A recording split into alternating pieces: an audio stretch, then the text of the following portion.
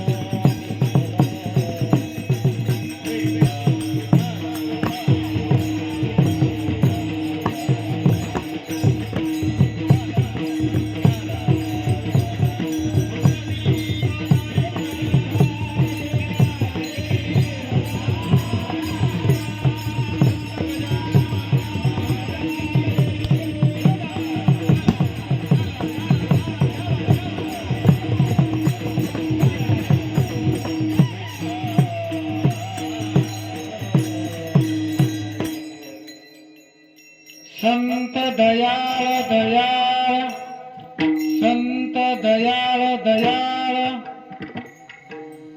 होता ती अंतरी कृपा, शरण आली असी पाठी, पाहता ती कृपा दृष्टी, देवोनिया रसायना, देवोनिया रसायना, तारिता ती भवार्णव गाना, शरण आली असी पाठी, पाहता ती कृपा दृष्टी, ऐशा संतासी शरण जावे, ऐशा संतासी शरण जावे, एका जनार्दनी त्यासी गावे, शरण आली असी पाटी, पाहता ती कृपा दृष्टी, विठ्ठला विठ्ठला.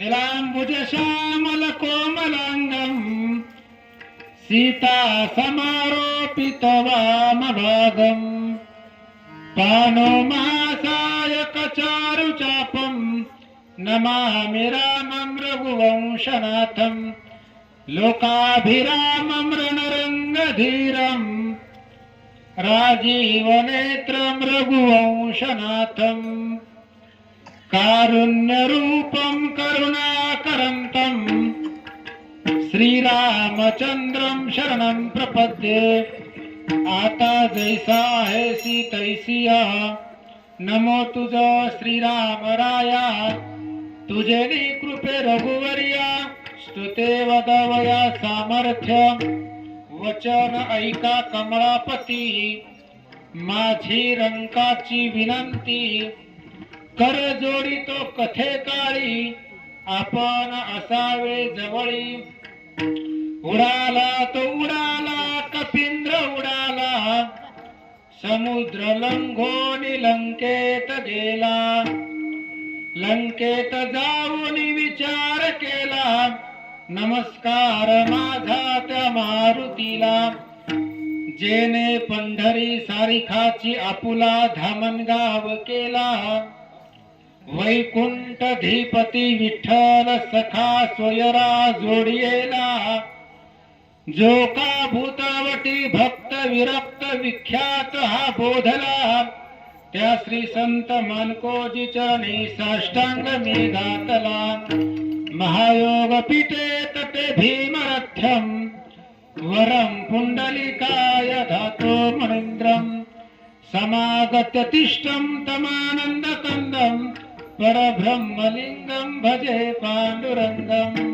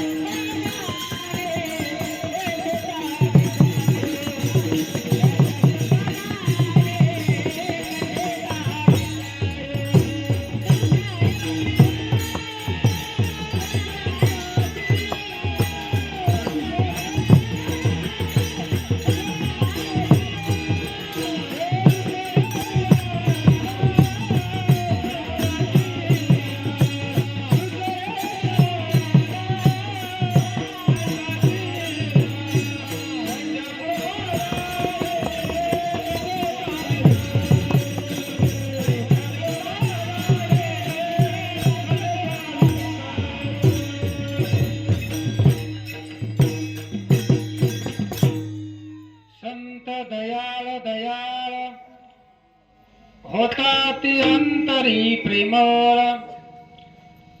अभंगाचा सरळ भावार्थ सांगायचा म्हटला तर संत अतिशय दया असतात, अंतकरणामध्ये कोमल असतात आणि अशा संतांना जर आपण शरण गेलो तर ते शरण आलेल्यावरती कृपा दृष्टीने पाहणारे संत असतात, आपल्याला पाठीशी घालणारे संत असतात, भवसागरामधून तारून नेणारे संत असतात.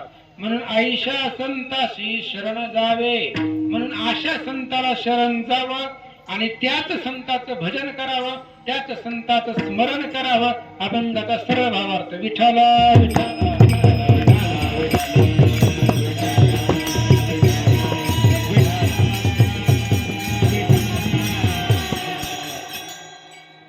प्रस्तुत प्राप्त प्रसंगी सेवेकरिता निरूपणाकरिता निवडलेला अभंग शांती ब्रह्म श्री संत एकनाथ महाराज यांचा 4 चरणाचा अभंग आहे आणि सर्वांच्या पाठांतरातला नसल.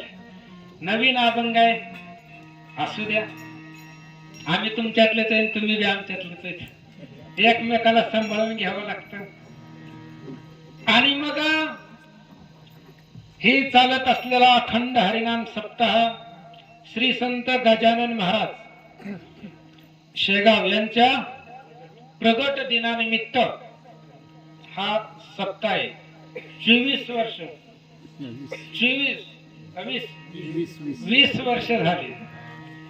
अखंड असणारा श्री संत गजानन महाराजांचा मूर्ती स्थापनेनंतर त्यांच्या असणाऱ्या सहवासानं पुण्य पावन झालेली भूमी आहे. या भूमीला सुद्धा संतांचे पाय लागलेले आहेत आणि ती असणारी पावन झालेली भूमी, याच्यामध्ये 20 वर्ष झाला आपण अखंड हरिनाम सप्ताह करतो. आणि याच सप्ताहामधील दुसऱ्या दिवसाची सेवा माझ्यासारख्या पामराकडे आलेली आहे.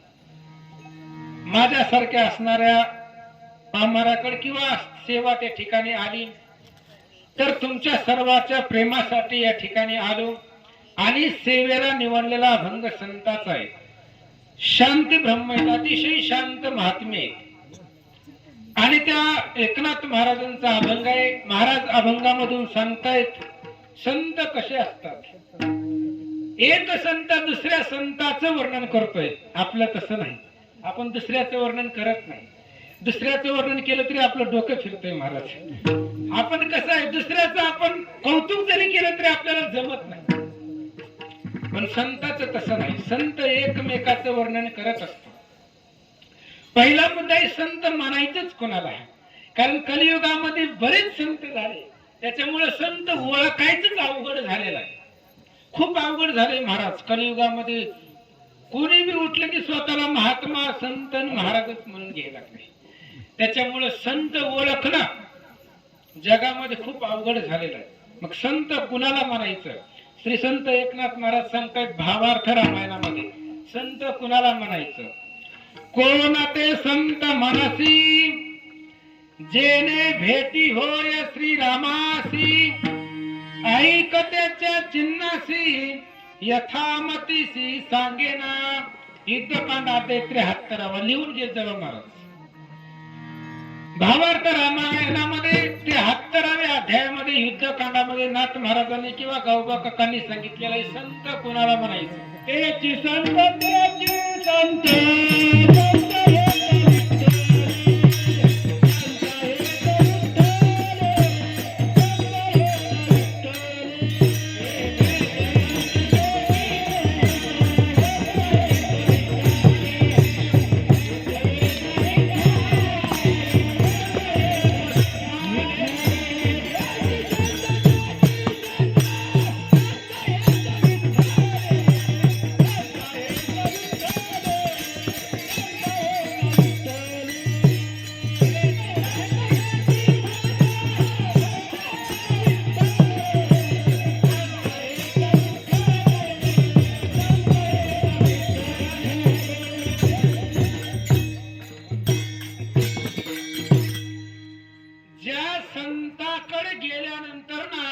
भगवंताची प्राप्ती होईल किंवा भगवंताची प्राप्ती होण्यासाठी संताचा अवतार असतो महाराज.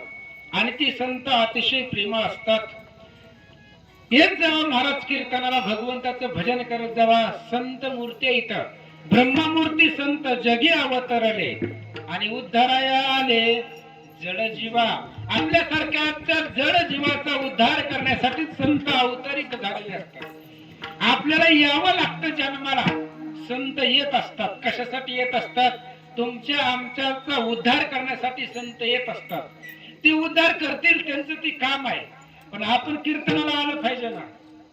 आपणच घरात बसून जर झोपलो 7 ते 9 ला तर संत आपला उद्धार कसा करतील.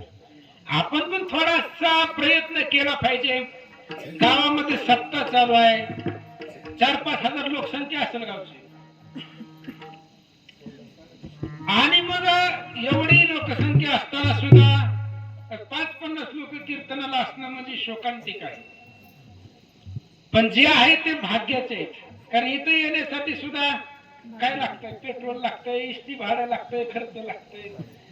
तसं इथे येण्यासाठी काय लागतंय. भौत सुकृताची मनोनी विठ्ठल.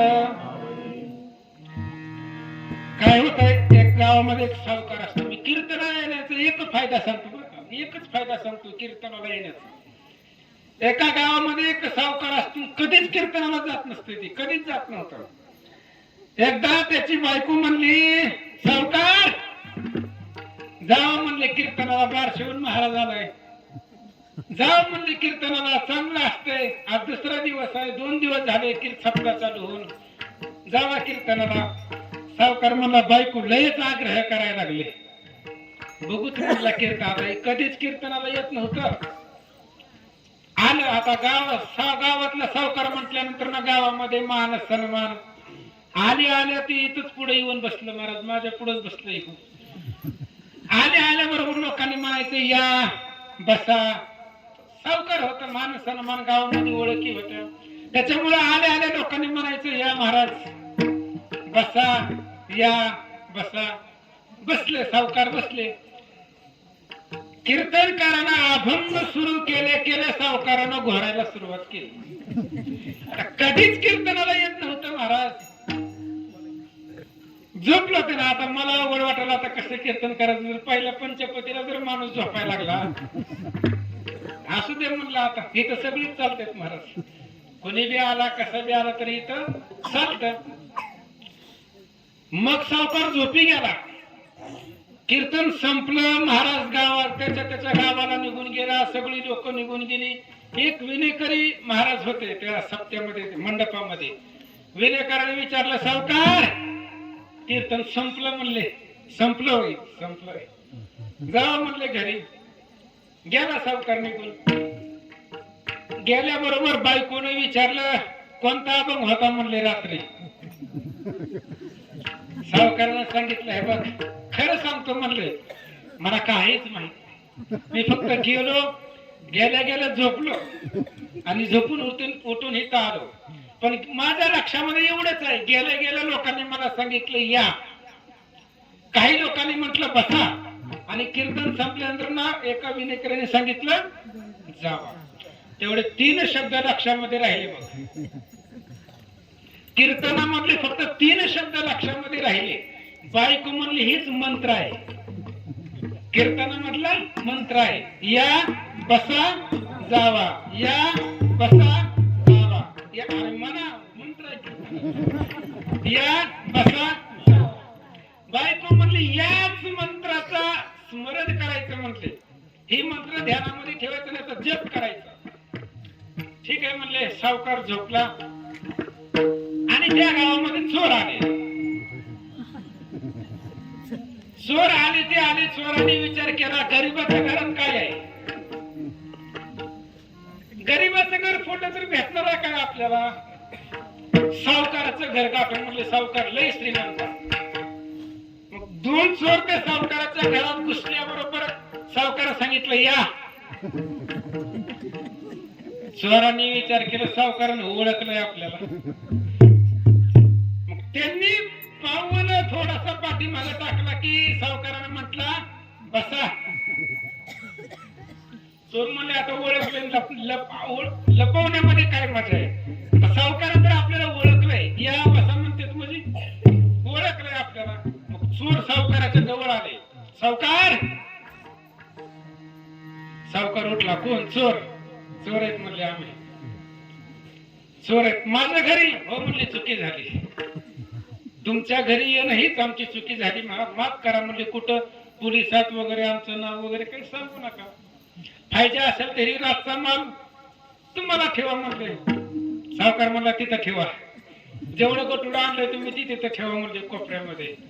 चोराने तिथे ठेवू दे निघून गेले. चोर म्हणले पण कुठं आपलं नाव नाही म्हणले. तुम्ही जावा म्हणले टेन्शन घेऊ नका. चोर निघून गेले आणि सावकारानं बायकोला उठवलं निम्म्या रातचं. उठ म्हणजे उठ. झोपतीच काय उठ. सावकारानं उठ. बायको म्हणजे काय झालं एवढ्या रातचं. बघ म्हणजे ती गटुड आहे. बायकोने विचारलं एवढं म्हणले रातचं कीर्तनाचं पाकिट आहे. म्हणले रात्रीची कीर्तनाला गेलो होतं त्या कीर्तनामधले फक्त 3 शब्द माझ्या लक्षामध्ये राहिले ध्यानामध्ये राहिले. आणि 3 शब्दाचा परिणाम एवढं गटुडं आपल्याला भेटलंय. सावकारानं काल्याच्या पंक्तीपर्यंत कीर्तन नाही सोडलं मला. लक्षात घ्या राजा हो. चुकून कीर्तनाला येणारा व्यक्ती जर कीर्तनामधल्या भरतेनं काही कीर्तन ऐकलेलं नव्हतं. आता हे काही शब्द कीर्तनातले काय त्याला अभंग माहित नव्हता कोणता होता ते.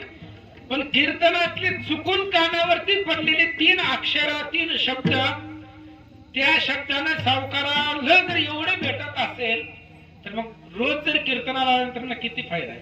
बरं कीर्तनाला आल्यानंतर काही बंधन आहेत का. अटी आहेत का. स्वरूप इकडे महाराज इकडे स्वरूप नाव आहे ना. स्वरूप महाराज आहेत. अशोक इकडे मी आल्याला आधी नाव विचारून घेतली. अशोक महाराज. आता ह्या महाराजांनी जर ठरवलं ह्यांना उद्याच्या उद्या लग्न करायचं लाजायला काय झालं? लाजणं काय करायचं? जर यांनी ठरवलं उद्याच्या उद्या लग्न करायचं, करता येईल का ह्यांना? का? बंधन आहे. कशाचं? वयाचं बंधन. वय कमी असल्यामुळे ह्यांना लग्न करता येत नाही. पण ह्यांनीच ठरवलं महाराजांचं कीर्तन आहे, ऐकायला चला. आले काय अडचण? परमार्थामध्ये कुठल्याही प्रकारचं बंधन आहे, किंवा त्या आजोबांनी ठरवलं चला महाराजांचे कीर्तन आहे, जाऊ ऐकण्यासाठी आले. त्यामुळं परमार्थाला कोणतंही बंधन नाही, संसाराला बंधन आहे. खूप बंधन आहेत, संसार करायचं म्हटल्यास ना बंधन आहेत, पण परमार्थाला कोणत्याही प्रकारचं बंधन नाही. त्यामुळे येत जेव्हा कीर्तनाला विठाला विठाला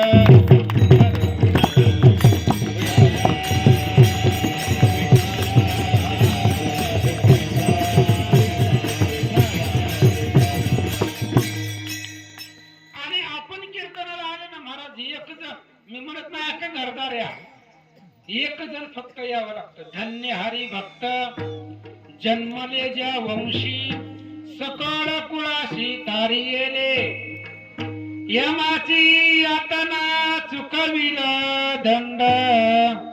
पकवाजे यमाची यातना चुकविल दंड,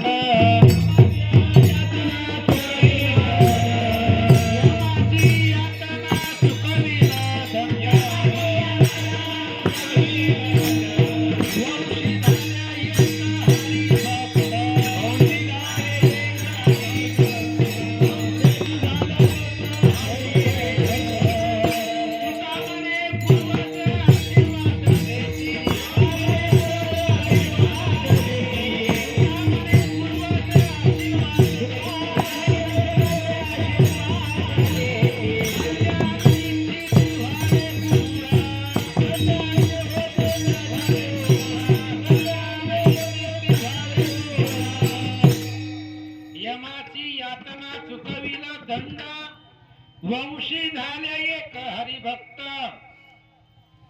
तुका म्हणे पूर्वज आशीर्वाद देती, कल्याण इच्छिती भावे कुळा. घरामध्ये कुळामध्ये एक जरी भक्त झाला, कीर्तनाला जाणारा झाला, वंशाचा उद्धार त्याच्यामुळे होत असतो. बघा, एक छोटासा दृष्टांत देतो की एकामुळे सगळे कशी करत असतात. 2 मिनिटांमध्ये सांगतो. आता तुम्ही एवढी चालाव, 5-50 जण चालाव, पण 5-50च्या पुण्याईनं अख्खं गाव तरुण जात. एक जरी भक्त झाला, एक जरी कीर्तनाला सप्त्याला जाणारा झाला, तरी त्याच्या बळावरती सगळं गाव करत असतं महाराज, एकाच्या पुण्याईवरती. एका 11 जण महाराज वारकरी आपल्या अशीच पोर चालली होती महाराज पंढरपूरला, बारशिवून पंढरपूरला किंवा नालगावरून पंढरपूरला चालली होती. 11 पोरं चालली होती आणि सगळे 11च्या 11 टवाळ होती. टवाळ माहितीये ना, म्हणजे मालकरी नाही, कधी परमार्थ करणं नाही, उगं फिरायला चालले म्हणून चालली होती. आणि त्या 11 मध्ये एक जण माळकरी होता. मी सांगतो एकामुळे बाकीची कशी करत असतात. एक जण महाराज होता, माळकरी होता, आणि बाकीची 10 जण टवाळ होती. उगा आपलं मस्ती करणं, एकमेकाची चेष्टा करणं. आणि अशी 11 जण पंढरपूरला निघाली. भयंकर सुसाट्याचा वारा सुटला, पाऊस चालू होता मुसळधार. आणि पाऊस चालू असताना विजेचा लखलखाट होता. आणि ही असणारी 10 जण थांबलेली होती एका झोपडीमध्ये, झोपडीच्या जवळ थांबलेली होती. आणि त्या 11 जण थांबल्यानंतर वीज येत होती. वीज कडकडाट करत त्यांच्या जवळ येत होती आणि त्यांच्या जवळून पुन्हा वीज माघारी जात होती.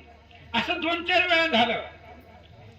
त्या 11 जणांनी मीटिंग घेतली आणि त्यांनी विचार केला, ज्या अर्थी वीज आपल्या जवळ येते आणि पुन्हा माघारी जाते, याचा अर्थ आहे आपल्यापैकी कुणीतरी एकाच मरण आहे.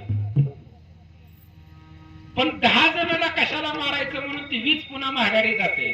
मग त्या 11 जणांनी ठरवलं, प्रत्येकानं त्या लिंबाच्या झाडाखाली जाऊन उभं राहायचं. वीज येईल त्याच्यावरती पडल, ज्याचा नंबर असेल, ज्याचं मरण असेल त्याच्यावरती पडल, बाकीची वाचतील. सगळ्यांनी विचार केला. मग प्रत्येक जण जायचं, त्या असणाऱ्या लिंबाच्या झाडाखाली थांबायचं. वीज चमकून गेली की पुन्हा माघारी यायचं. असे मिळून 10 जण झाले, ही टवाळखोर सगळी 10च्या 10 निघून गेली. आता एक महाराज राहिला माळकरी.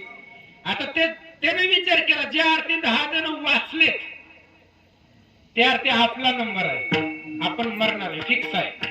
पण ती जात नव्हतं महाराज. 10 जण त्याला ढकलू लागली.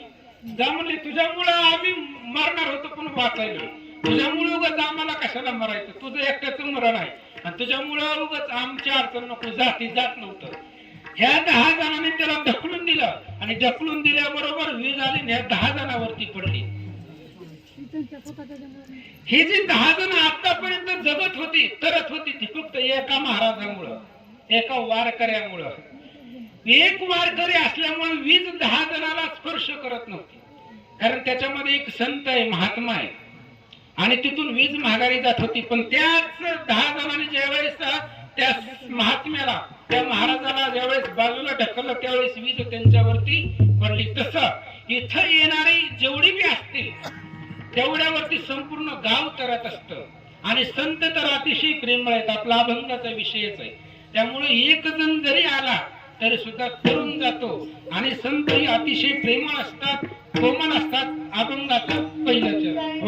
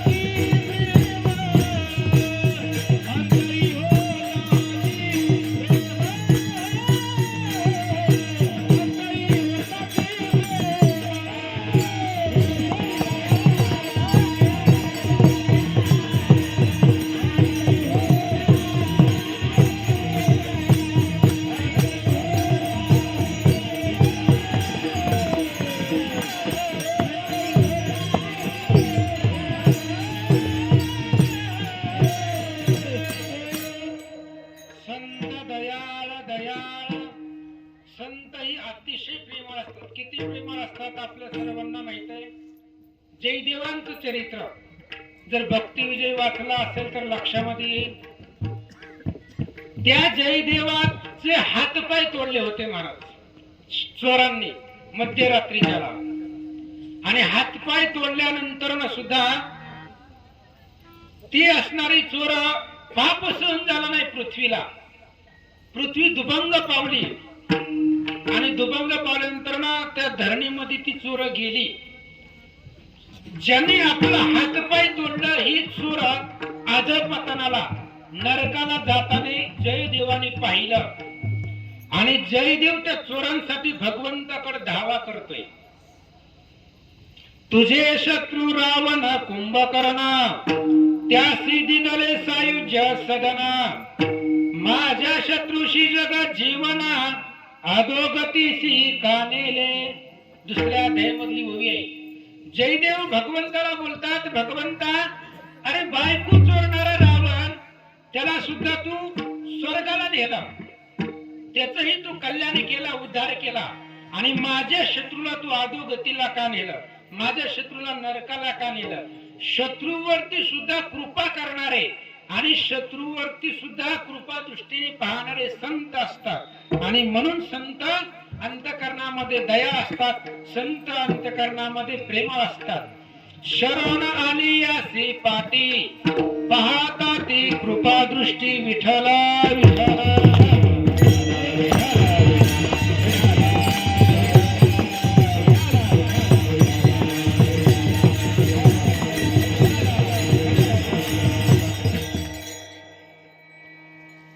आपण जर संताला शरण गेलो तर संत आपल्याला देवापर्यंत पोहोचवतात. कारण देवाकडे जाण्याचा मधला मार्ग म्हणजे संत आहे. बरोबर आहे. देवाकडे जाण्यासाठी संत महत्वाचे असतात आणि संतांना शिफारस केल्याशिवाय देव आपला उद्धार करत नाही. आपण भजन करा फक्त निष्काम भावनेनं, पण संताच्या दारामध्ये करा, संताच्या पुढे करा. संताने जोपर्यंत आपलं नाव भगवंताला सांगत नाही तोपर्यंत भगवंत आपला उद्धार करत नाही. उद्धार करणं ही देवाकडेच आहे. पण संतानं आपलं नाव देवाला सांगितलं पाहिजे, सुचवलं पाहिजे. त्याच्यासाठी भगवंत आपला उद्धार करत नाही. तर मला सांगा, अहो राक्षसाच्या गावामध्ये भजन करणारा बिभीषण आहे. बिभीषण भजन कुठं करत होता? पण लंकेमध्ये बंदी होती भजनाला. बरोबर ना. रामाचं भजन करायचं, लंकेमध्ये बंदी होती. राजा रावणानं ऑर्डर सोडली होती आपल्या लंका नगरीमध्ये, रामाचं भजन आपल्या गावात कुणीच करायचं नाही. आणि जर कुणी करताना दिसलं त्याचा शिरच्छेद करून त्याला मारून टाकण्यात येईल. दवंडी पेटवली. आणि बिभीषणाचं भजन त्याच्या घरामध्ये चालू होतं. भजन चालू होतं, पण त्याच्या घरामधल्या प्रत्येक विटेवरती, एका विटेवरती रा आणि दुसऱ्या विटेवरती म अक्षर लिहिलेलं होतं. राम राम राम राम त्याच्या भिंतीवरती लिहिलेलं होतं. मग काय करणारे लोक असतात ते तेव्हापासूनच होते. मग काही लोकांनी सांगितलं राजा रावणाला, म्हणले महाराज तुम्ही गावामध्ये दवंडी दिले की रामाचं भजन करायचं नाही, आणि तुमच्या घरामध्ये, तुमच्या गावामध्ये, नगरीमध्ये तुमचं भाऊ सक्का भाऊ भजन करतोय. रावणाची तळपायाची आग मस्तकाला केली महाराज. तलवार कमरेची काढली, पाय आदळीत आपटीत त्या बिभीषणाच्या घरापर्यंत गेला आणि दारातूनच बिभीषणाला हाक मारली. बिभीषणानं बघितलं माणूस रागात आहे, आणि रागात असलेल्या माणसाला फ्रीज मधलं पाणी देत जावा. बिस्लरीतलं काय होतंय, राग शांत होत, थंड होत. मग बिभीषणानं रावणाला घरात नेलं, फ्रीज उघडला, फ्रीज मधली बिस्लरीची बाटली दिली. राजा रावणाला खुर्चीवरती बसवलं आणि विचारलं, दादा काय झालं, रागवायला काय झालं? काय नाही म्हणले, अख्ख्या गावामध्ये भजन करायला त्या रामाचं नाव घ्यायला मी बंदी केलेली आहे, आणि तू रामाचं भजन करतोय. सगळ्या घरावरती विटेवरती राम राम राम राम लिहिले. तलवार काढली, राग राग. बिभीषणाने सांगितलं, दादा विचार करा. म्हणले, अहो तुम्ही माझे भाऊ आहेत, मी तुमच्या विरोधात चालेल का? हे बघा, प्रत्येक विटेवरती र अक्षर लिहिले, दुसऱ्या विटेवरती म अक्षर लिहिले. र शब्दाचा अर्थ आहे रावण आणि म शब्दाचा अर्थ आहे मंदोदरी. रावण आणि मंदोदरी तुमच्या दोघांची नावं घरावरती लिहिलेत. म्हणले, कुठे रामाचं नाव? राजा रावणाला आनंद वाटला महाराज. पण त्याच बिभीषणाने केलेलं भजन ज्यावेळेस हनुमंतानं पाहिलं, आणि हनुमंतानं पाहिल्याबरोबर हनुमंतानं तेव्हाच ठरवलं, रावण तर मरणारच आहे, रावण जगणार आहे का? पण रावण मेल्यानंतर लंकेचं राज्य बिभीषणालाच द्यायचं हे कुणी ठरवलं होतं? रामानं नव्हतं ठरवलं, आधी हनुमंतानं ठरवलं होतं. लंका घेतली या रघुपती, बिभीषण लंकाधिपती, करणे निश्चयो हा निश्चयार्थी. मनामध्ये दृढ केला महाराज, विचार पक्का केला हनुमंतानं. रावण गेल्यावर बिभीषणाला लंकेचं राज्य द्यायचं. तर भरत नंदीग्रामामध्ये भजन करत होता. भरताचं भजन रामाला कोणी सांगितलं? हनुमंताने सांगितलं. तुमचं आमचं भजन सुद्धा हनुमंतच सांगणार आहे. हनुमंताच्या पुढे हनुमान संत आहे, हनुमान महात्मा आहे, राम देव आहे. सबेसे बैसोनी हनुमंत, रावण राक्षस अति आकांत, हनुमान महात्मा याचा अर्थ व्यर्थ ग्रंथ न म्हणावा. किष्किंधा कांडा दे 17वा लिहून घेत जावा, पुरावा. महाराज खरं बोलताय का खोटं बोलतोय? रामायणामधले वैत्य. आणि मग असे असणारे संत शरण आल्यानंतर ना, संताची दोन काम आहेत महाराज. शरण आलेल्याचा उद्धार करणं आणि शरण आलेल्याचा आपल्या पाठीशी, शरण आलेल्याला आपल्याला कृपा दृष्टीने त्याच्याकडे पाहणं. 2 मिनिटांमध्ये एक प्रसंग सांगतो. ज्यावेळेस राजा रावणानं विभीषणावरती ब्रह्मशक्ती सोडली, ब्रह्मदेवानं शक्ती दिली, ती शक्ती विभीषणावरती सोडली, त्यावेळेस विभीषण घाबरला. म्हणले आता आपण वाचत नाही, अचूक मरण मजा आले, आता आपण जगत नाही, आपण निश्चितच मरणार आहे. कारण ही ब्रह्मदेवाच्या वरदानाची शक्ती आहे, ती जर बाण आपल्याला लागलं तर आपण मरणार आहे. आणि विभीषण चिंता करत असताना लक्ष्मणजी तिथं आले. लक्ष्मण संत आहे आणि लक्ष्मण विभीषणाच्या पुढे जाऊन उभा राहिले. आणि जी काही येणारी ब्रह्मशक्ती होती, ती ब्रह्मशक्ती आपल्या पोटावरती, आपल्या हृदयावरती लक्ष्मणानं सहन केली. शरण आली यासी पाठी, कुणी असू द्या, शरण आलेले आपल्या पाठीमाग, आणि त्या शरणांगताचं रक्षण आणि त्यांच्यावरचा आघात जो सहन करतो त्याला संत म्हणावा. आणि संताचं ते कर्तव्य आहे. म्हणून ज्या वेळेस ब्रह्मशक्ती विभीषणावरती येत होती, त्यावेळेस आमचे लक्ष्मणजी पुढे गेले. आणि दोघ जण लक्ष्मणाला शरण आलेले होते. फक्त विभीषण आलेला नव्हता, तर विभीषणाबरोबर शक्तीही शरण आलेली होती. कारण शक्तीचं तेवढं सामर्थ्य नव्हतं की लक्ष्मणावरती आघात करावे. शक्तीमध्ये काय सामर्थ्य आहे? लक्ष्मण शेष अवतार आहे, भगवंताचा अवतार आहे. त्या शक्तीमध्ये बाणामध्ये बळ नव्हतं की लक्ष्मणाला मारावं. पण शक्ती सुद्धा काकुलतीला आली, शक्ती सुद्धा हात जोडली. आणि हात जोडले, पण कसे जोडले? कन्या म्हणून शरण आली, तेने अत्यंत कृपा आली, सौमित्र शरणांगत माऊली, अंगीकारिली ब्रह्मशक्ती. मी तुमचं लेकरू आहे, मुलगी आहे. आता मुलगी म्हणून शरण आल्यावर कुणा बापाला दया येत नाही, किंवा येत नाही. म्हणून त्या शक्तीने सांगितलं, मी तुमचं लेकरू आहे आणि लेकरू आले, मला तुमच्या हृदयावरती जागा द्या. कोण बोलतोय? शक्ती बोलू लागले लक्ष्मणाला, तुमच्या हृदयावरती मला थारा द्या, जागा द्या. म्हणून दोघ जण शरण आलेली होती. पहिला शरण विभीषण होता, मरणाच्या भीतीने तो शरण आलेला होता. आणि दुसरा शरण आलेली शक्ती होती, ती शक्ती रावणाच्या भीतीने शरण आलेली होती. तर रावणाचा दरारा होता महाराज तेवढा.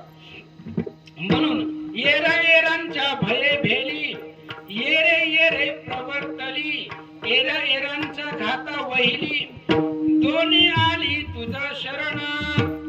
विभीषण पहिले शरणार्थी, पाठीसी घातला निश्चिती, सवेत शरण आली शक्ती, ती ठेविली त्वरित हृदयेसी. म्हणून शरण आली यासी पाठी. शरण आलेल्याला आपल्या पाठीमाग थारा देणं आणि पुढे जाऊन त्याचं संरक्षण करणं, ही संताचं दुसरं लक्षण अभंगाच्या दुसऱ्या चरणामध्ये.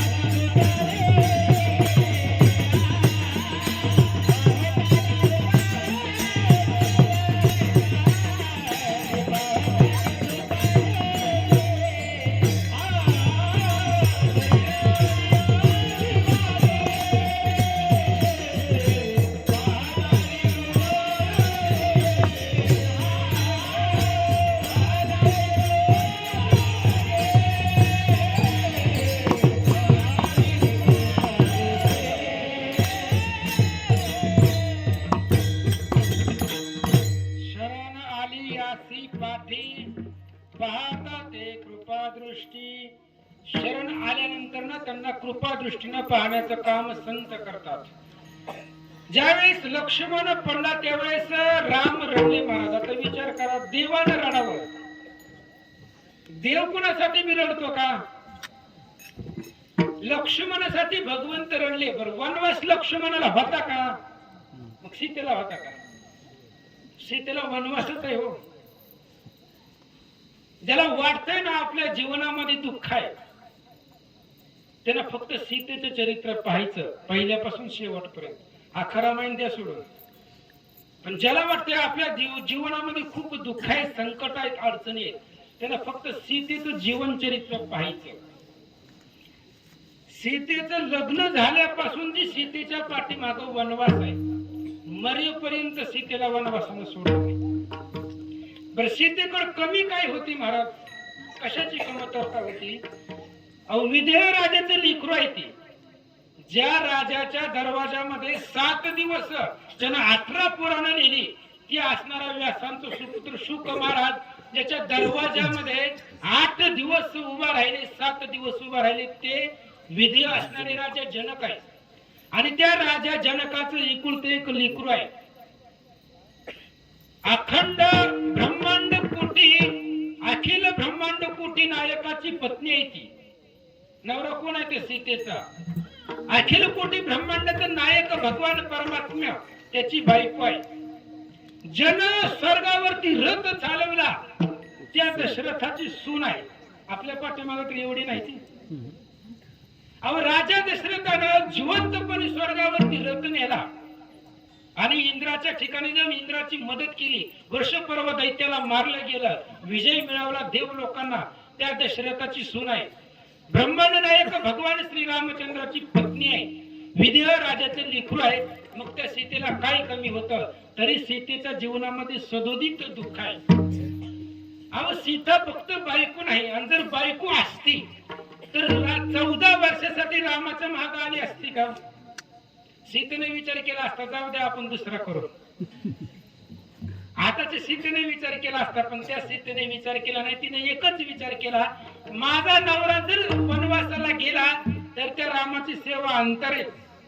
राम जर वनवासावरून माघारी आले तर रामाची सेवा वाटली जाईल. रामाला जर पाणी मागितलं तर हजारो दासी सेवक रामाला पाणी घेऊन येतील. मग एकच ठिकाण आहे भगवंताची सेवा करण्यासाठी. जर सेवा करायची असेल तर वनवासामध्ये जावे. सीता केवळ नव्हे पत्नी, परम भक्त शिरोमणी, चरण चाली आली वणी, सेवे लागोनी श्रीरामा. लक्ष्मण आणि सीता परम भक्त आहे. भक्तामध्ये रत्न आहे. केवळ भगवंताची सेवा करण्यासाठीच ते वनवासाला आले. आपला सुद्धा भगवंताच्या सेवेसाठी जन्मही पण आपण विसरलोय. म्हणून तुकाराम महाराज म्हणतात, घेईन मी जन्म यासाठी देवा,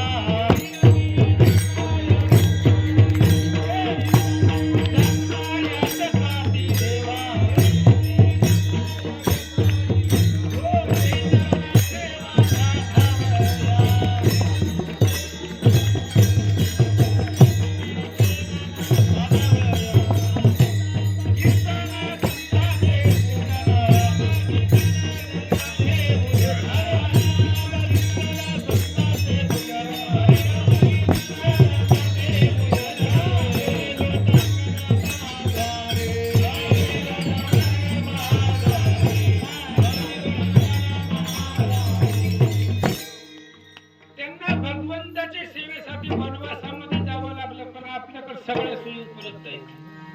आपल्याला काय वनवासाची सेवा करावी लागते का? देवाचं नामस्मरण करायला, भक्ती करायला. आणि आता कलियुगामध्ये उद्धारण्यासाठी नामस्मरणाचं सोपं साधन आहे. जास्त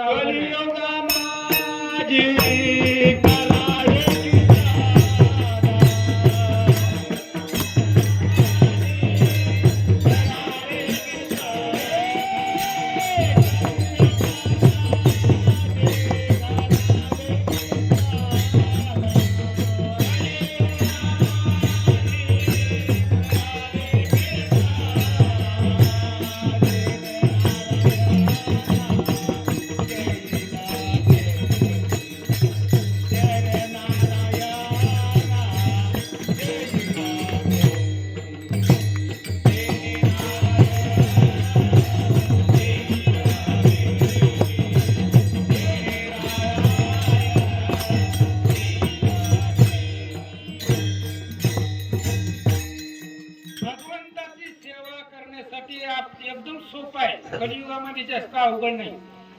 आणि कलियुगामध्ये नामस्मरणानं उद्धार होतो. बाकीची 3 युग होऊन गेली आणि पाठीमागच्या युगामध्ये भगवंताची प्राप्ती जर करायची असेल तर खूप अवघड होतं महाराज. योग, याग, ध्यान, धारणा, तप, साधना 60-60 हजार वर्ष तप करावं लागत होतं. केव्हा तरी भगवंताचा जर त्याने विचार केला तर दर्शन, तर त्याचा उद्धार 60-60 हजार वर्ष. आता 60 हजार वर्ष आपल्याला आयुष्य आहे का तेवढं? 60 हजार वर्ष आयुष्य आपल्याला भेटत का? अहो, या आताच्या कलियुगामध्ये म्हातारपणामध्येच मरण येईल असं नाही. खूप भयंकर कलियुग आहे.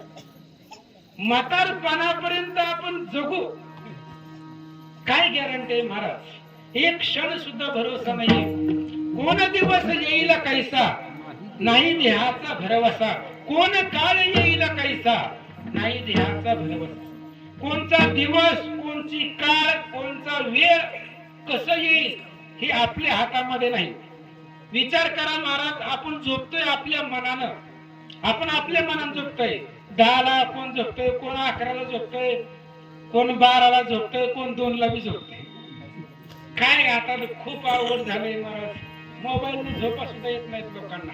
2-2 वाजेपर्यंत मोबाईल बघत बसतात, झोपतात. असू द्या, आपण आपल्या मनानं झोपतोय.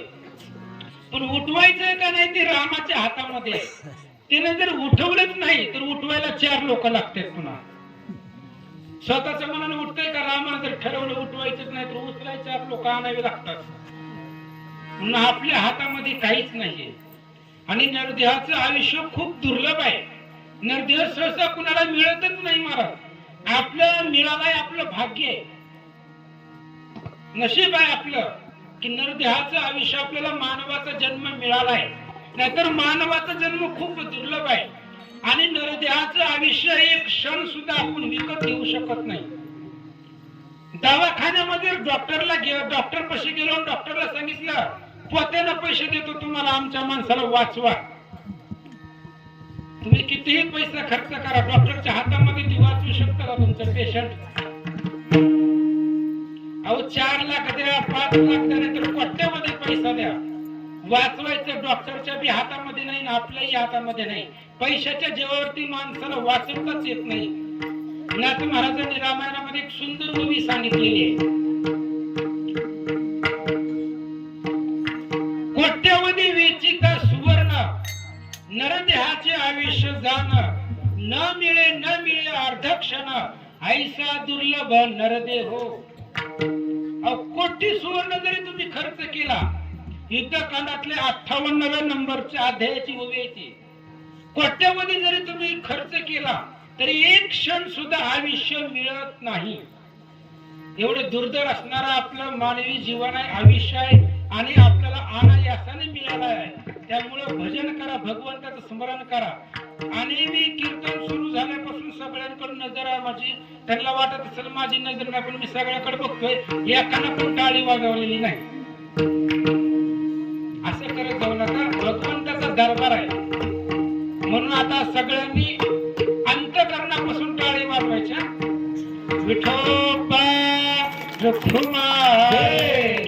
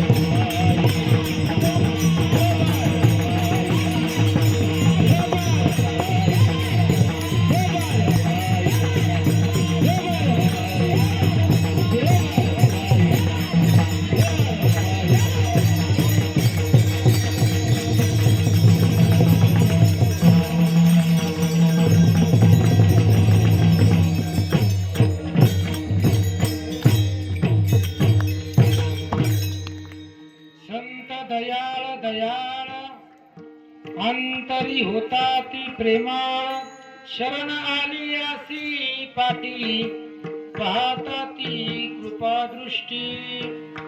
मानवी जीवनाचा जर आपला जर उद्धार करायचा असेल तर संतांनाच शरण जावं लागतं, त्याच्याशिवाय भगवंताची प्राप्ती होत नाही. 2 मिनिटांमध्ये सांगतो महाराज. ज्या वेळेस हनुमान औषधी आणण्यासाठी निघाले होते त्यावेळेस एका मगरीनं हनुमंताच्या पायाला धरलं होतं, आपल्याला माहिती आहे सगळ्यांना.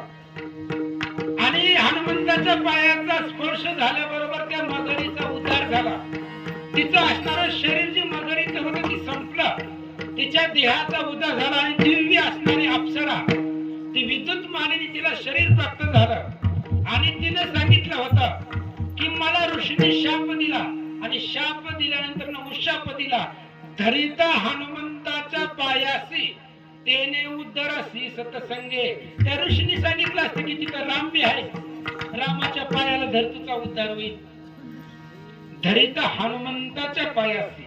ऋषींना माहित आहे देवाकडे जाण्यासाठी आधी संताकडे जावं लागतं, त्याच्यामुळे हनुमंताचा जर स्पर्श झाला तर त्या तुझा उद्धार निश्चित होणार आहे. म्हणून रामाकडे जाऊ नको, राम खूप लांब आहे. रामाकडे जाण्याच्या आधी हनुमंताकडे जा, कारण हनुमंताची कृपा दृष्टी, हनुमंताचा स्पर्श झाल्याशिवाय राम भेटणार नाही, तुझा उद्धार होणार नाही. म्हणून ती असणारी विद्युत मालिनी मगरीच्या शरीरामध्ये अनेक वर्ष हनुमंताची वाट पाहत होती आणि हनुमंताच्या शरीराचा स्पर्श झाल्याबरोबर तिचा उद्धार झाला. म्हणून शरण आली अशी पाटी पाहता ती कृपा दृष्टी. खूप असणारे संत दया असतात, अंतकरणामध्ये प्रेम असतात आणि संताकडे एक औषध आहे, एक रसायन आहे. आणि ते रसायन असं आहे की हे असणारा भवसमुद्र, ह्या भवसमुद्रावरती आपण तरुण जाऊ शकतो. मग ते औषध कोणचं? ब्रह्मरस घेई काढा तेने पिळा वारेल. ही जी काही भवरूपी दुःख आहे, हे दुःख असणाऱ्या संतांनी औषध दिल्यानंतर ना त्यांच्याकडे एकच औषध आहे. कोणचं औषध आहे? कोणासी न कळे जनी नाम अमृत संजीवनी. ते प्रत्यक्ष असत अनुदिनी व्रथाभिमानी कष्टती. युद्ध कानात 49. कुणाला माहित नाही, कुणाला कळत नाही, नाम हेच अमृत आहे. अहो अमृत पेलेली अमर, ते सुद्धा अमर नाही, कधी ना कधी ते मरतात. पण ज्यानं नामरूपी अमृत सेवन केलेलं आहे तो अमरच होतो, तो कधीच मरत नाही. म्हणून नाम अमृत श्रेष्ठ आहे. नाम अमृत गोडी वैष्णवा गाधवी.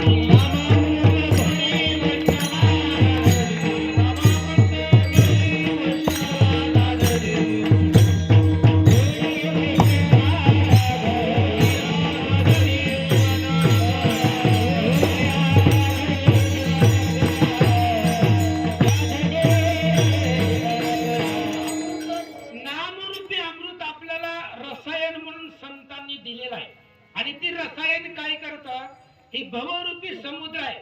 कोणचा? जन्म आणि मरण ही समुद्र आहे.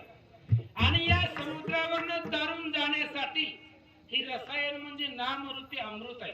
हे अमृत आपण प्राशन केलं, सेवन केलं की जन्म मरणाचा उद्धार, आपला जन्म मरणाच्या भवसागरामधून उद्धार होतो आणि आपण तरुण जातो. म्हणून एकले एक जयाचे नाम महादोष करी भस्म. कलियुगी साधनांचे नाही काम, श्रीराम नामा वाचोनिया.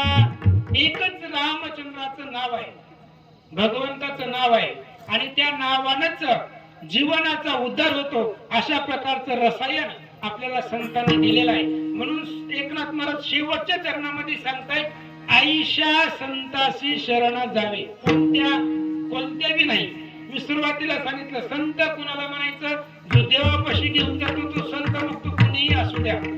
आणि अशा संताला जर शरण गेला तर तुमच्या जीवनाचा उद्धार निश्चितच होतो. महाराज 2 मिनिटांमध्ये सांगतो. आपल्याला जर एखाद्या गावाला जायचं असेल, बारक्या जर गावाला जायचं असेल छोट्या, तर आपण काय करतो?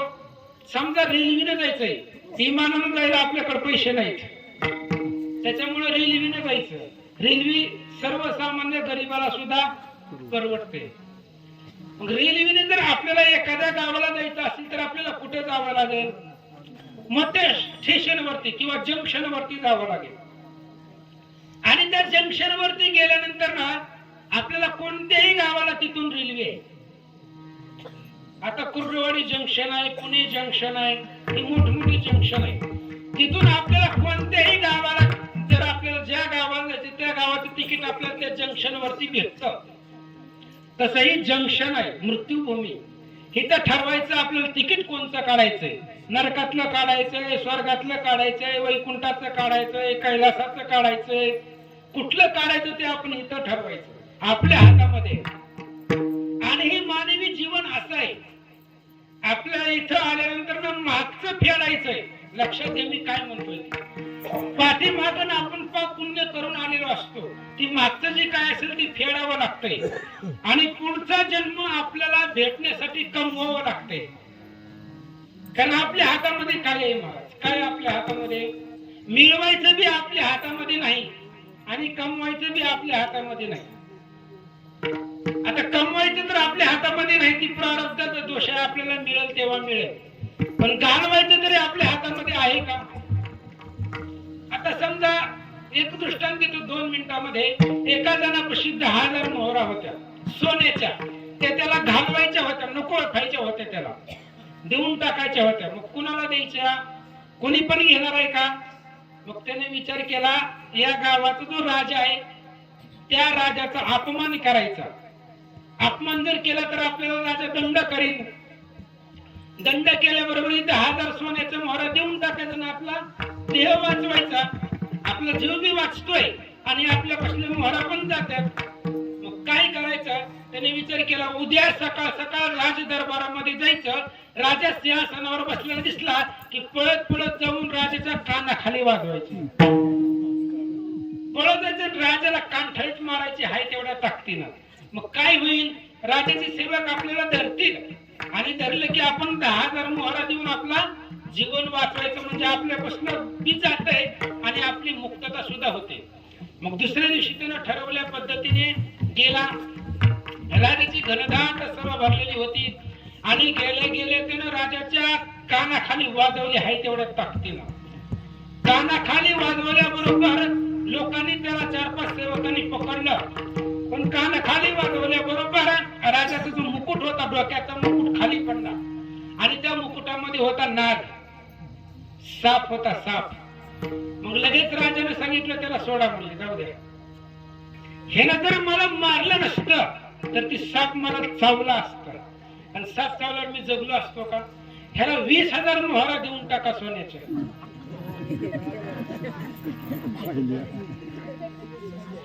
त्याने विचार केला, आपण 10,000 घालवायला गेलतो, 20,000 मिळाला, असू द्या, आता दुसरं प्लॅनिंग दुसऱ्या दिवशी करू म्हणले. मग आता काय करायचं? आता राणीचा अपमान करायचा. राजाचा जाऊ द्या म्हणले, आता राणीचा अपमान करायचा त्यानं ठरवलं. मग राणीवरती त्यानं लक्ष ठेवलं. त्याने विचार केला, राणी ज्यावेळेस आंघोळीला जाते, स्नान करण्यासाठी राणी जाईल, त्यावेळेस राणीचा हात पकडायचा आणि तिला बाहेर ओढायचं. नग्न अवस्थेमध्ये तिचा अपमान करायचा. राणीचा अपमान केल्यावर राजा मोठी शिक्षा करील. मग 30,000 मोहरा जे आहेत ते आपण देऊन टाकू आणि आपला देह वाचवू. मग ठरल्याप्रमाणे त्यानं राणीवरती पाळत ठेवली. दुसऱ्या दिवशी त्यानं राणी ज्यावेळेस आंघोळीसाठी गेली त्यावेळेस त्यानं गेला आणि त्या राणीचा हात धरून तिला राणीला बाहेर ओढलं. बाहेर ओढल्याबरोबर सेवक धावले आणि सेवक धावल्याबरोबर सेवकांनी त्याला पकडलं. पण राणी बाहेर आल्याबरोबर ती असणारी स्नानगृहाची भिंत ढासळली. भिंत ढासळल्याबरोबर राणीने सांगितलं त्याला सोडा म्हणले. ह्याने जर ओढलं नसतं तर मी मेले असते. ह्याला 50,000 मोहरा सोन्याचे देऊन टाका. मी काय सांगतोय, आपल्या हातामध्ये काय आहे?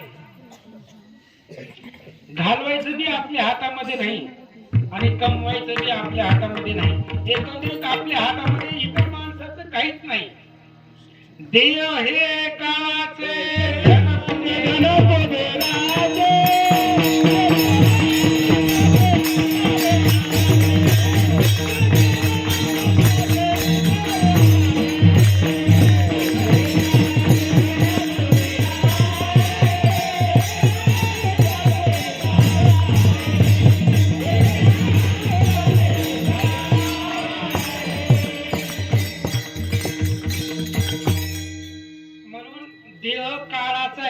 देह कोणाचा आहे? काळाचा देह आहे. आणि पैसा इस्टेटीचा मालक कुबेर आहे. आपण आपलं आपलं म्हणतोय, आपलं काही नाही. बंगला आपल्याला जागेवर ठेवायचं, घेऊन जायचंय का? जेवढं कमवलं सगळं सगळं इथं ठेवायचंय. जसं आपण आलो तसं आपल्याला जायचंय. त्यामुळं आपण ही जी मृत्यूभूमी आहे ते आपलं भाड्याचं घर आहे, भाड्याचं घर आहे. काही दिवसापुरती आपण इथं राहण्यासाठी आलेलो आहोत. आपण इथले मालक नाही. इथं आपण इथं काही दिवसासाठी राहण्यासाठी आलेलो आहोत. म्हणून काही दिवस कसं जगायचे ते आपल्या हातामध्ये. आणि मनुष्य जन्म आपल्याला मिळालेला आहे. याच्यातून जर तुम्ही भगवंताचं स्मरण केलं, श्री संत गजानन महाराजांची सेवा केली, त्यांची मूर्ती इथं आहे आणि त्यांचं लक्ष संपूर्ण गावावरती आहे. कोण कोण कीर्तनाला रात्री होत सगळं ते पाहतायत. कोण कोण सप्त्यापर्यंत काल्यापर्यंत कीर्तनाला येतंय, कोण कोण भजन करतंय, स्मरण करतंय. कसं असतंय, ती मान जर डोळं झाकून दूध पिते, तिला वाटते कोण पाहत नाही, पण डोळेच पाहणारे असतात. तसं पाहणारे संत महात्मे आहेत, भगवंत पाहणारे आहेत. आपण जरी विचार केला की आपल्याला बघणार कोणी नाही, पण लक्षात घ्या राजा हो, जाणे मुंगीचेही मानस. जो मुंगीच्या मनातलं ओळखतो तो तुमच्या आमच्या मनातलं ओळखणार नाही का? मुंगीला सुद्धा उपवाशी राहू देत नाही. झाडावरती पक्षी झोपलेले असतात, झोपीत सुद्धा त्यांना पडू देत नाही. असा भगवंत सगळ्यांना पाहतो, तो आम्हाला सुद्धा पाहतोय. त्यामुळे आपण अंतकरणापासून भजन करायचे, स्मरण करायचे. मी काय सांगतोय महाराज, आपला उद्धार आहे. आपला उद्धार फक्त स्मरणामध्ये आणि नामस्मरणामध्ये आहे. कलियुगामध्ये दुसरं तरुण जाण्यासाठी उद्धारच नाही. म्हणून सांगतो तुम्हासी भजारे विठ्ठला.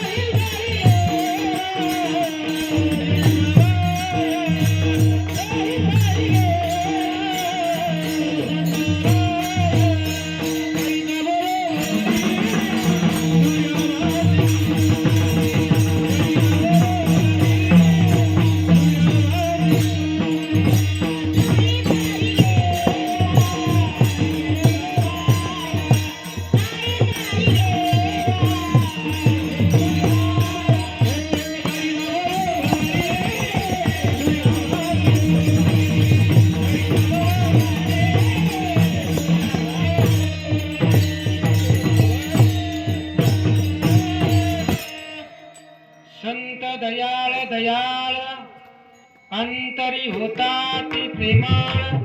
शरण आली असी पाठी पाहता ती कृपा दृष्टी.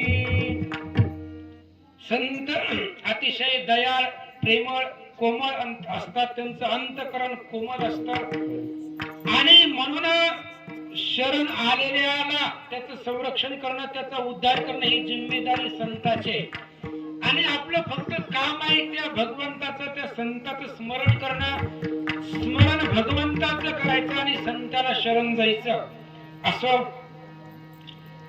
झालेली सेवा तुम्हा सर्व संत. कारण मी काय कीर्तनकार नाही महाराज, मी फक्त वर्षातनं 2 कीर्तन करतो. एक आमच्या गावात सप्त्यात आणि दुसरं पंढरपूरमध्ये 65 एकरामध्ये काल्याचं कीर्तन माघवारीला माझंच असतं. आमच्या गावात दिंडी निघती तिथं माझं काल्याचं कीर्तन. फक्त वर्षातनं एवढी 2 कीर्तन.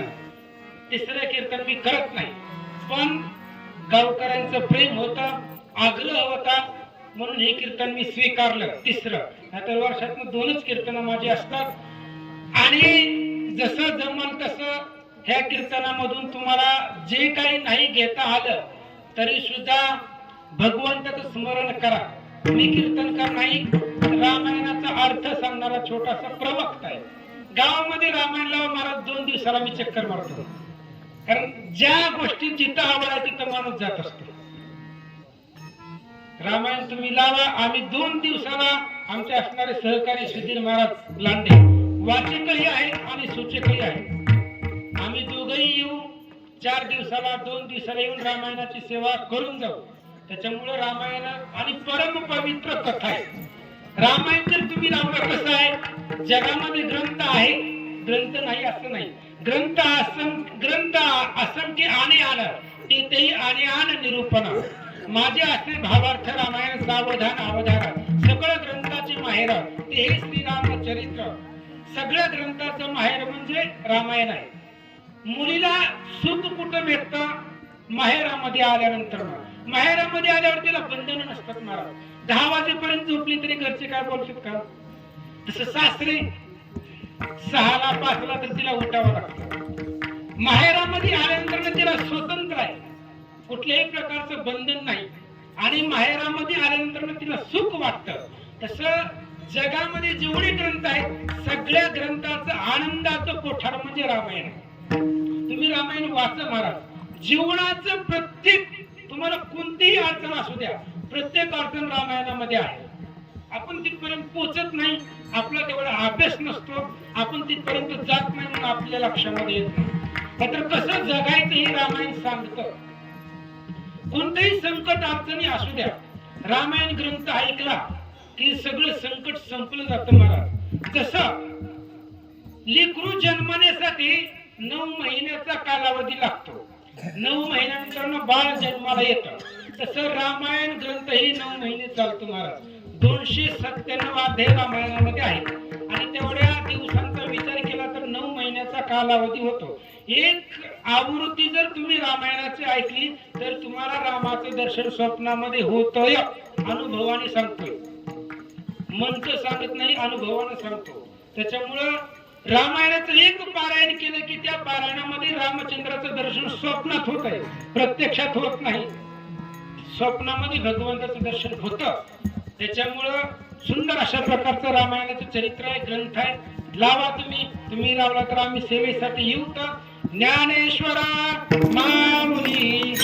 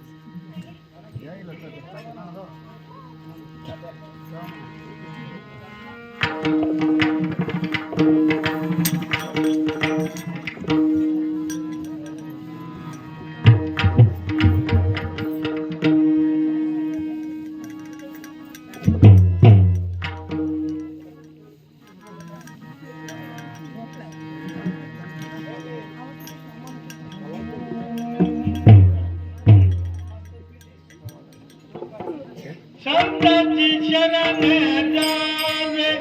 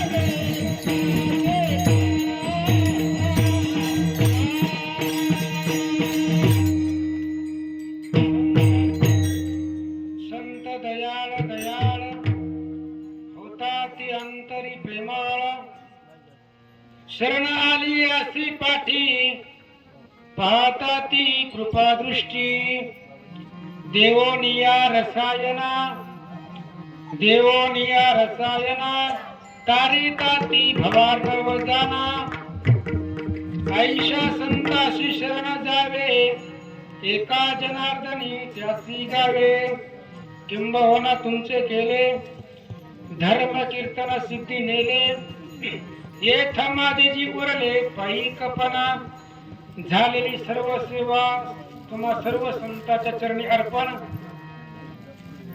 ज्यांनी साथ दिली असे असणारे मृदंगाचार्य खूप लहान आहेत मला नाव माहित नाही यश महाराज आणि दुसरे दादा महाराज गायनाचार्य काशीगिरी महाराज सुंदर गायन एकतर माझं गायन नाही पण त्यांनी उत्कृष्ट पद्धतीने गायनाची साथ दिली फक्त माझा अभंग मी म्हणलाय बाकी सगळं त्यांच्याकडे ढकललं होतं मला म्हणले आणि आमचे अशोक आणि स्वरूप लहान लहान लेकर महाराज आनंद वाटला कारण असे लेकर पाहिजेत परमार्थामध्ये परमार्थाला ज्यांना जात नाही तर ज्यांना जायला येत नाही ज्यांना आता चावत नाही खाता येत नाही पिता येत नाही अशी माणसं असण्यापेक्षा लहान लहान मुलं असल्यावर त्यांचं काही आयुष्य संपलं महाराज त्यांनी तिथून पुढे परमार्थ करून काय करणार आहे इथून जर परमार्थाचं आवड लागली छंद लागली तर एकामुळे याचं सगळं घरातल्याचा उद्धार होत असतो मी मग अशीच केलो बोलून गेलो मी रावणाच्या पापीतून इथं नरका जावी कुळास येत धन्य भाग्याचं हरिभक्त कुळ समस्त तारिले रावणाच्या पापाचा जर विचार केला तर सगळी नरकाला जाणार होती एका पाठीमाग एक यमाचा पाहुणा पण एक विभीषण भगवंताचा भक्त निघाला आणि विभीषणाच्या वशिल्यानं किंवा त्याच्या भक्तीनं नरकाला जाणारे सगळी राक्षस भगवंतांनी पुन्हा रस्ता बदलला आणि वैकुंठाला स्वर्गाला पाठवली त्याच्यामुळे एक जण जरी गावामधला असू द्या घरामधला असू द्या वस्तीवरचा असू द्या कुठलाही एक जण जरी परमार्थाला आला तरी त्या एकामुळं सगळ्याचा उद्धार होऊ शकतो त्यामुळे एक जावा जय विठ्ठल विठ्ठल जय जय विठ्ठल